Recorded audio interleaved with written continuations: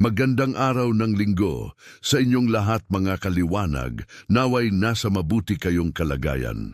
Kaninang umaga, pagkatapos naming magsimba ng aking may bahay at mag-breakfast sa Jollibee, pumunta akong mag-isa sa isang mall para doon mag-relax at magbasa ng dyaryo gamit ang aking cellphone. Madalas ko itong ginagawa tuwing linggo.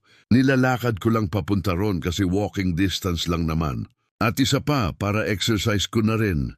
Hindi sumama si Mrs. kasi sinamahan niyang mamili ang kanyang kapatid sa isang grocery store. Ako lang talaga ang mag-isang pumupunta sa mall. Ito ang tinatawag ko na me moment. Pero hindi naman ako nagtatagal. Mga 1 oras lang at umuwi na ako kaagad. Ganon din, pag-uwi ko nilalakad ko lang para tuloy ang walking exercise. Kaya ko naisipan gumawa ng video na ito kasi meron akong gustong malaman sa sarili ko sa pagpunta sa mall. Ito yung subukang uminom ng kape kung pwede na akong magkape kasi matagal na akong hindi umiinom ng kape. Mangyari kasi noong mga ilang buwan na ang lumipas ay may nangyari sa akin nang uminom ako ng kape sa isang coffee shop. Ang ininom ko ay Americano at may kasamang donut. Abay, pagkatapos kong uminom at lumipas ang mga 2 oras, bigla akong parang nasusuka at nadudumi. Sa SM North EDSA Mall, ito nangyari kasama ko ang misis ko. Pero at that time, mag-isa lang ako sa coffee shop at inaantay ko ang misis ko at ang kapatid niya dahil nag-shopping sila. So ganun nga, sa madaling salita, naghanap ako ng CR. Ang masama pa pagkatapos ko sa CR, para akong nasusuka at dali-dali kong tinext ang misis ko na umuwi na kami. Buti na lang habang pauwi na kami sa taxi, hindi ako nasuka. Pero pagdating ko sa bahay, ay yun na nga, bigla akong nagsuka ng marami at dumumi pa. Pasensya na po at pasintabi po sa mga kumakain o hindi kaya marinig ang mga ganitong salita. Dahil sa takot ni Mrs. na baka ma-dehydrate ako ay nagpasya na kaming pumunta sa ospital to make sure na maalagaan kaagad ako kung ano ang dapat gawin at malaman kung ano talaga ang nangyari sa akin. Mabuti na lang, pagdating namin sa ospital, sa emergency room, ay nawala na ang pagsusuka ko at huminto na hanggang sa pag-uwi namin ng gabing iyon.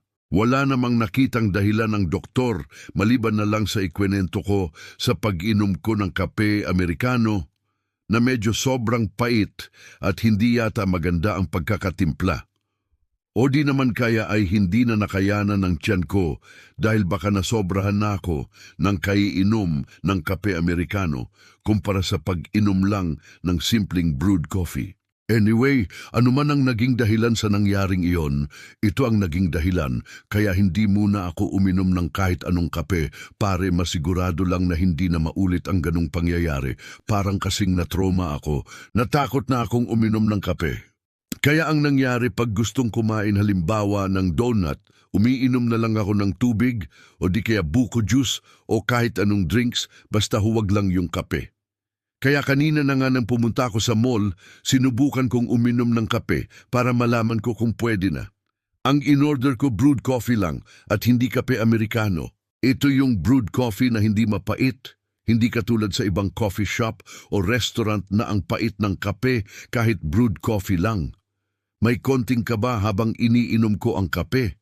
Balak ko sanang hindi ubusin, pero dahil sa nasabik ako at na-miss ko ang lasa ng kape, iyon naubos ko rin.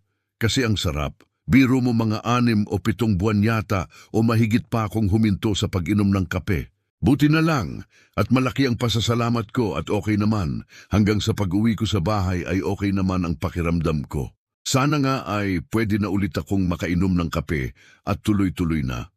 Palagay ko talagang natsyempuhan lang ako sa pag-inom ng kape Americano sa araw na yon. At syempre konti-konti lang at hindi marami at hindi na araw-araw.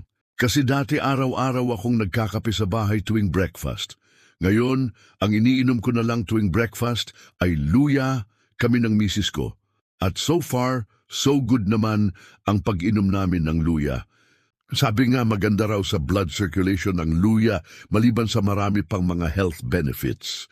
Sige mga kaliwanag, yun lang ang gusto kong i-share sa inyo ngayong araw na ito. Naway nagustuhan niyo ang video na ito. Kita tayo sa susunod. Ingat kayo.